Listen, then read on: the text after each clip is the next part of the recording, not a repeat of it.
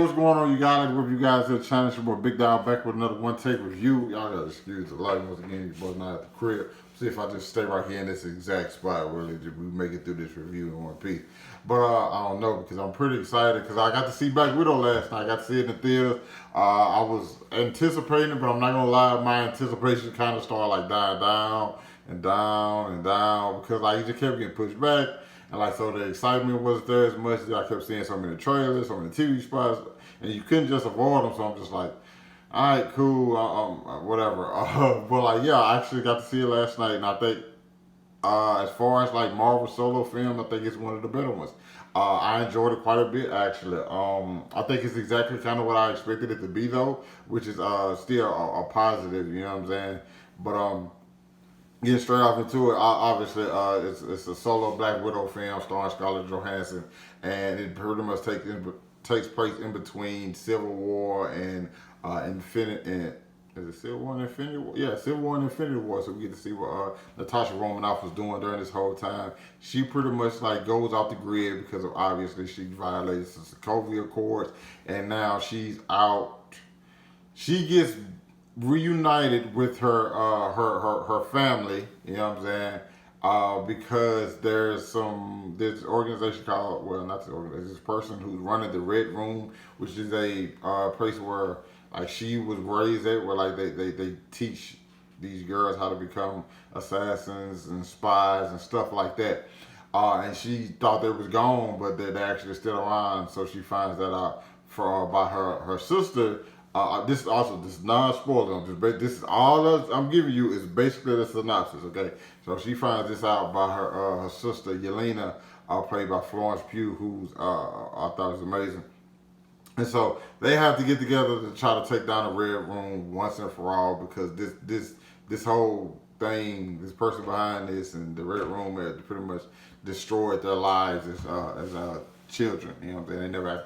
That's the reason Natasha's the way she is, and we get to see more about that. And that's one of the probably the best parts about it. We get like more of a origin story about Black Widow and all the things she went through as a child. And, you know, her first relationship with her family, and we get to learn about what happened with Budapest and how her and Clint got close a little bit. But I think the central stuff is just pretty much that family element. You know what I'm saying? But it's not like it's a happy family. It's not that at all. It's like they're dysfunctional like every other family, and more so than most. You know what I'm saying? Because there are some moments in there where you just think, well, you see some stuff in this film, and it started to really make you think like, how are you able to forgive people, or you see why Natasha's like kind of like scorned in a sense. You know what I'm saying? So I enjoyed that.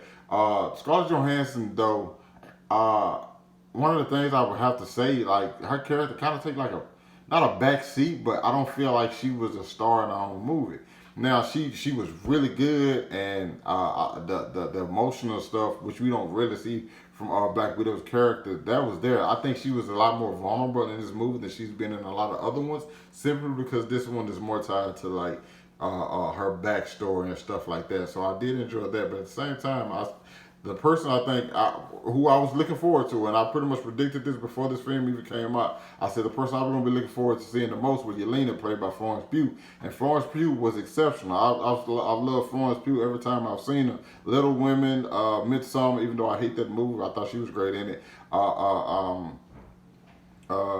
Jesus Christ, what is the Fighting with My Family? Like, and so I was just like, okay, let me see what she gonna do in this. And like she was like great in this as well. Like her character's funny. Her and Black Widow's characters kind of similar, but they both have different characteristics that make them unique in their own right. So I enjoyed that. David Harbour's characters as well. He's hilarious. Like he's a lot funnier than I would expect him to be. And I thought I had this cast list pulled up, make sure I'm not forgetting about it. But David Harbour plays Red Guardian, which is like phenomenal. And Rachel Weisz plays Melina, who's also good. But I think she probably gets the least to do, in my opinion, in this whole thing.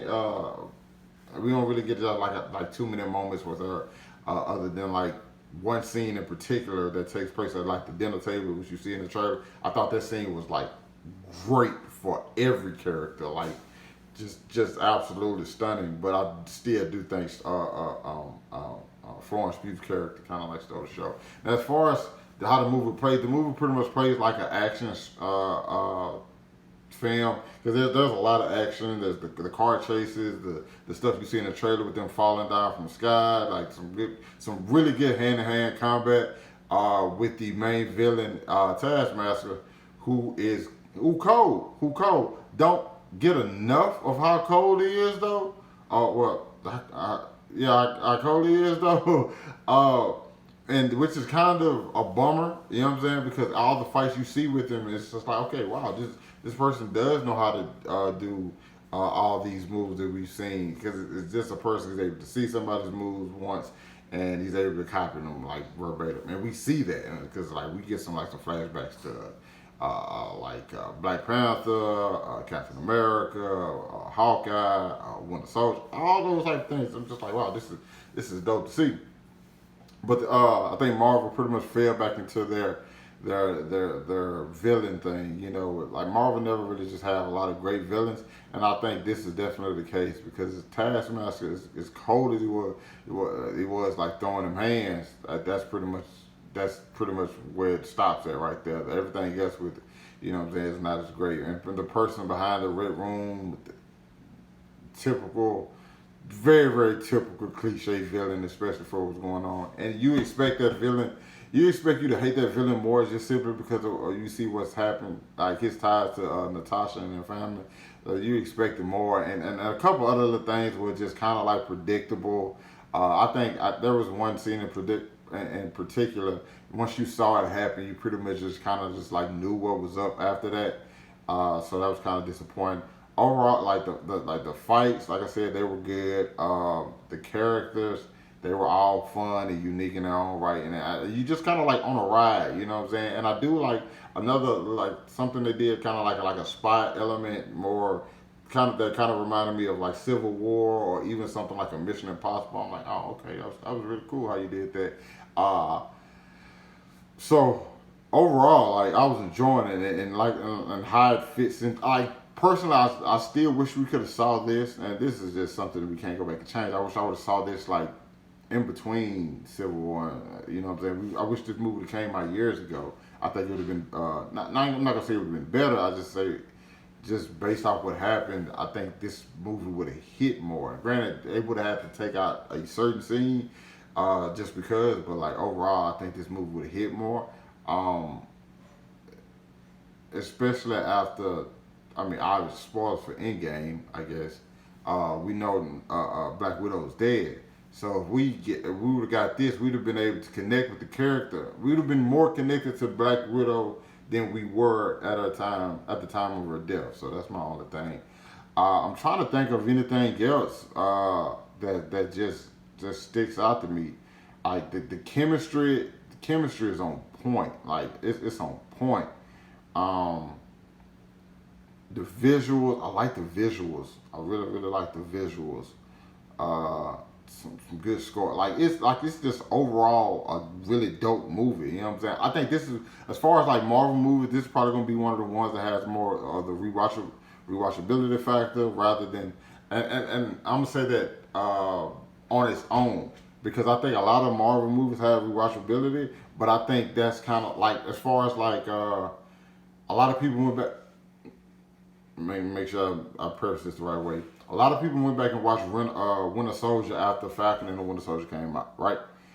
But I think it was already good on its own. But a lot of people also went back and rewatched Thor: The Dark World after Endgame came out. I think after Endgame came out, just so they can like connect some more stuff like that. So, but I don't think this really would be one of those ones where you need something to like go back. Like it's like a Guardians of the Galaxy. As far as like Marvel solo films, I feel like it's definitely one of the better ones. I like it more than like the first. I just off the top of my head, I know I like it more than the first Thor, the first Captain America, the Captain Marvel, Doctor Strange. Like I like it much more than all of those films. And so I think it does what it needs to do, especially for the character of Black Widow.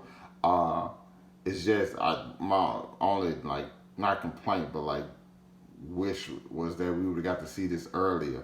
But I'm excited to see where certain things go in the future because I think there's a lot of speculation of some things that might be going on, and I'm pretty excited to see them. You know what I'm saying? Because they're if I'm being honest, I think Yelena, the character played by Florence Pugh, is probably one of my favorite MCU characters. Now she's probably in my top 5 now. I think what she did in this was what Valkyrie, played by Tessa Thompson, did in Thor Ragnarok. Like she came through, stole the show, and like you automatically fall in love with her, ready to see more of her.